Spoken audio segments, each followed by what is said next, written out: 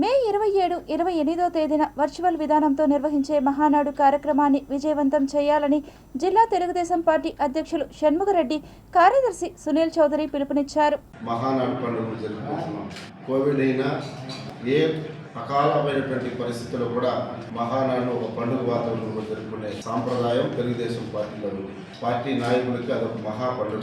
ఆ పండుగను ఈ మొదటిసారిగా ప్రధానమంత్రి యొక్క పిలుపు మేరకు ఇంధనం పొదుపు, అదేవిధంగా ఖర్చులు తగ్గించాలని ఒక నరేంద్ర మోడీ గారి యొక్క పిలుపు మేరకు నేడు ముఖ్యమంత్రి వర్యులు నారా చంద్రబాబు నాయుడు గారు తొలిసారిగా పార్టీ చరిత్రలోనే ఫిజికల్గా మరియు వర్చువల్గా మహానాడును నిర్వహించబోతున్నాం.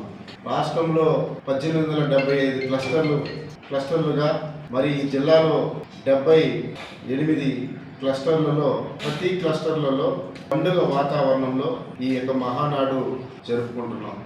తెలుగుదేశం పార్టీకి, కార్యకర్తలకి, నాయకులకి, అదేవిధంగా మీకు కూడా మా యొక్క మహానాడుకు వచ్చి అందరూ కూడా వీక్షించి ఎక్కడికక్కడ మీ